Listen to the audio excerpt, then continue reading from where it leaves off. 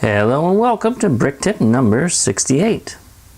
I'm working on the decking for the swing carousel now, and one thing I really wanted was to have a grand cascading staircase so that all the riders could get up to their seats quickly.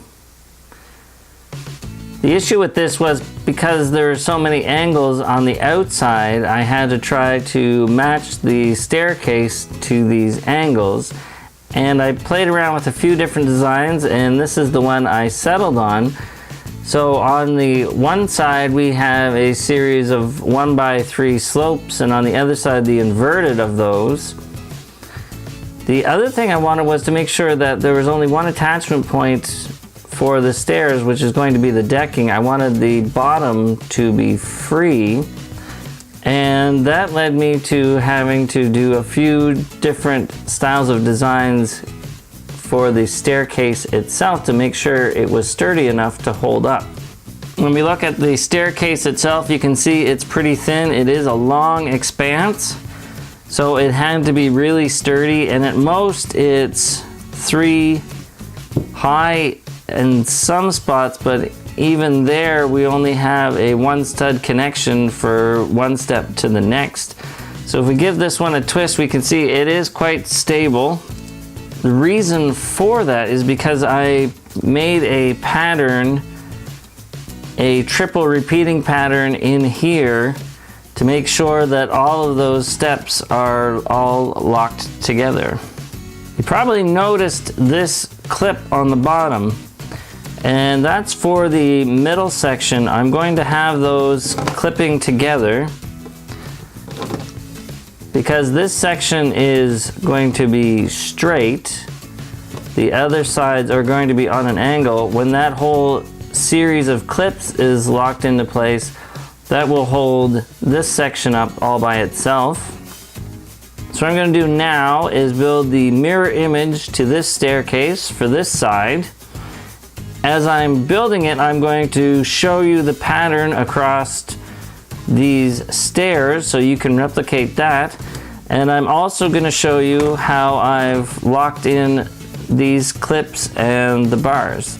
We're going to start on the mirror side of this. So we're going to line those up in that direction. Make sure we have our slopes aligned properly. And then we can start building our pattern from there. So this is going to be the bottom step. Simple enough, a 1x2. Then the next inverted slope, we're going to put a 1x4 and a 1x1, and then a 1x2. And we'll get the next step up, which is going to be yellow. And then we're going to start forming our pattern.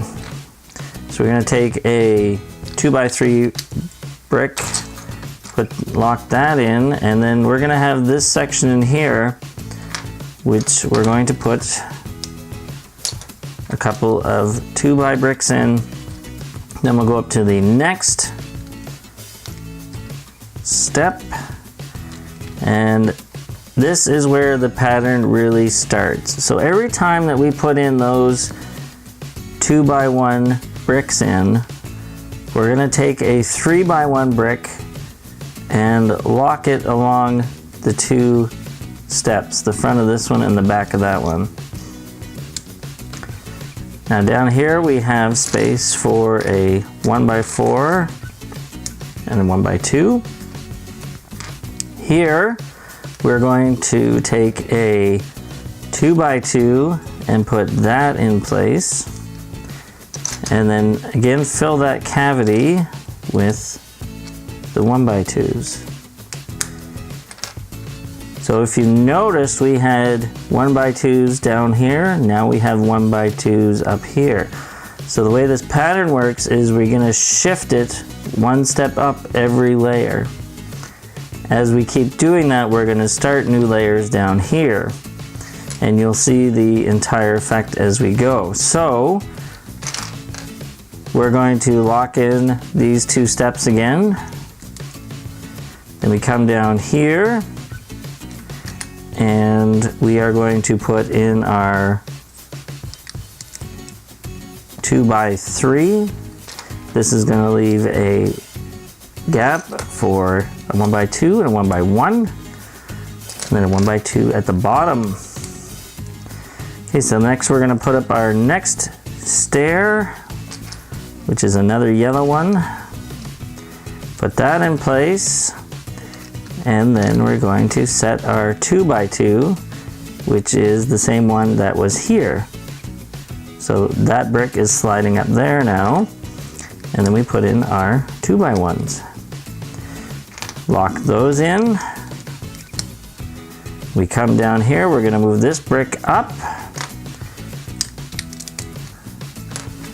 and then a 2x and a 1x, and you can see that we go across 3. We lock these steps in, the red with the yellow.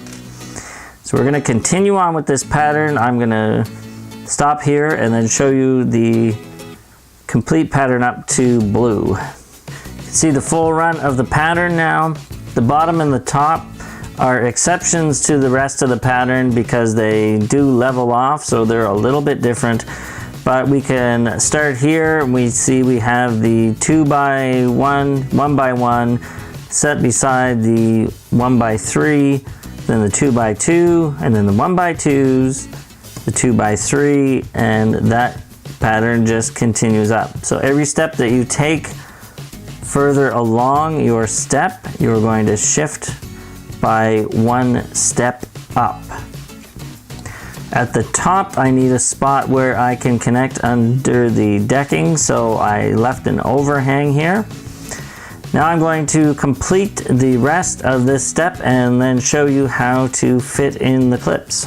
When you're done filling in your pattern, you should have something looking like this, which is the mirror of that. And to verify that your pattern is correct, if you follow along the steps, you should see that this block goes from one step to the other and transposes by 1 position every time, making a nice pattern up the entire staircase, which did not happen with this one. So it is really easy to lose track with this pattern because there's so many elements going on. Don't worry too much about getting it perfect because this one is just as strong as the other one.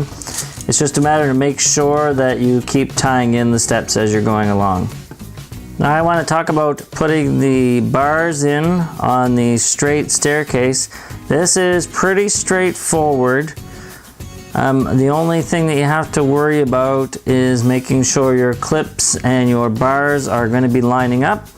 So I suggest getting a feel for it, getting the first one in place and checking to see where the rest have to lie in order to make it work. So if we look up and we're trying to match where everything's going to go, we had to come out by a brick here on this one to get everything to line up. So possibly here might be our next clip. If you can do one every second step, that would be best. That would give the maximum strength to this. So I'm going to try to line that up. I don't want to get too far into how I constructed all this, but I will show you the basics. So when we brought up the 1x3 from the red to the yellow, rather than 1x3, I used a 1x4. And I also used a 1x3 to back that up on the red staircase. And that locked in these 2 plates. And those 2 plates are connected by just a couple of bricks with studs on the side. So that gap was enough to line up our clip on our straight section. When I measured to see how far I had to put the clip out from the step, it came to be exactly 2 plates. So that was why I went with the configuration I did on that and have the clip just riding on top of there.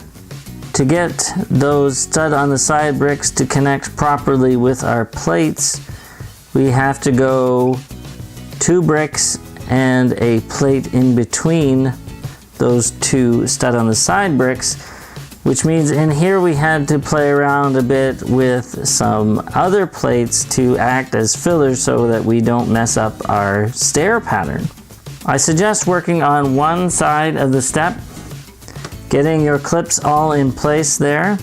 Then it will be easy to take that measurement and apply it to the other side because we've built it as a mirror, so it will be easy enough to reconstruct the other side. So I hope you can find a use for this in one of your own builds. If you do, I would love to see pictures of it so you could post it on our Facebook page.